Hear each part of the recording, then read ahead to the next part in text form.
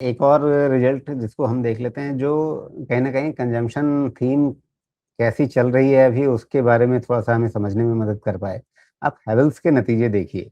Revenue growth ज़्यादा नहीं है, लेकिन प्रॉफ़िट ग्रोथ काफ़ी है। क्या इसमें कुछ वन ऑफ है, उसका कंट्रीब्यूशन है, या आप इसमें कंजम्पशन में थोड़ा-सा मजबूती आती हुई आप देख रहे हैं?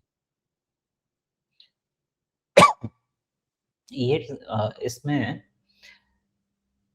एक चीज़ जो इस सेगमेंट में होनी चाहिए थी, वो ये था कि मार्जिन कंप्रेशन थोड़ा-सा इस सेगमेंट में रुक रहा है और ये मुझे अभी तक रीज़न बहुत अच्छे से समझ में नहीं आया है कि मार्जिन कंप्रेशन, इसमें कॉम्पिटिशन बहुत है और इसमें बहुत ज़्यादा इनोवेट करने के लायक कोई ऐसा चीज़ नहीं है कि आप कितने तरह का पंखा बनाएँगे, रिमोट के साथ पंखा बनाएँगे या आप उसके साथ लाइट लगा के पंखा बनाएँगे, कुछ क्या करेंगे, कितना बीएलडीसी मोटर लगा के बनाएँगे, लेकिन बनाएँगे पंखा का काम अल्टीमेटली हवा देना ही है।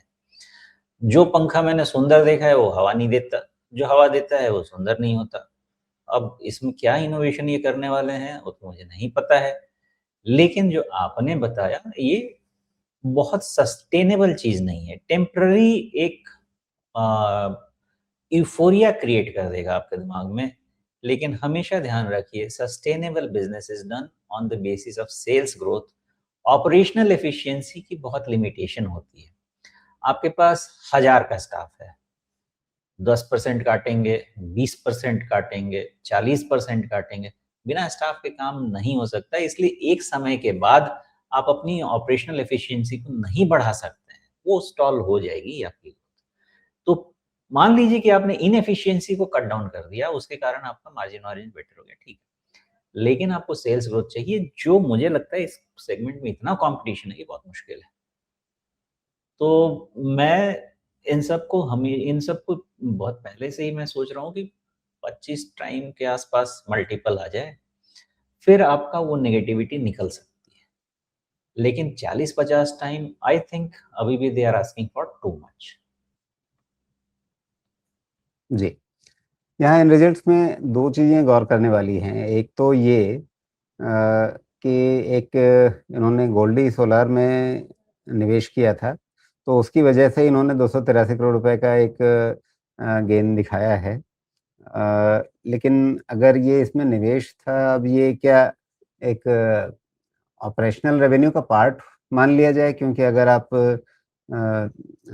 सोलर सेक्टर में अगर आपने निवेश किया है और आप उसमें बने रहने की कोशिश कर रहे हैं, इनका अरेंजमेंट किस तरह का है, वो थोड़ा-सा अगर आप देख सकें और बताएँ, कि ये इनके लिए एक नए बिज़नेस की तरह से, एक नए वेंचर की तरह से है, जो आगे रेवेन्यू में लगातार कंट्रीब्यूट करता रहेगा, या कोई वन ऑफ मामला है?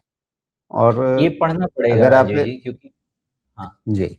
हाँ, बोलिए। अगर आप वैसे भी देखें तो ऑपरेटिंग प्रॉफ़िट भी अगर क्वार्टर ऑन क्वार्टर देखें, 516 से 729 हो गया, तो अच्छी बढ़त है इसमें। 200 करोड़ रुपए से ज़्यादा की ऑपरेटिंग प्रॉफ़िट में भी बढ़त है, और अदर इनकम में भी बढ़त है, वो भी 300 करोड़ रुपए का है, जो पिछली बार तो कुछ भी नहीं था लगभग, और साल भर पहले भी 70 करोड़ के आसपास था, तो इस बार 310 है। तो अदर इनकम भी बढ़ी हुई है, और ऑपरेटिंग प्रॉफ़िट भी आपकी ठीक रही है।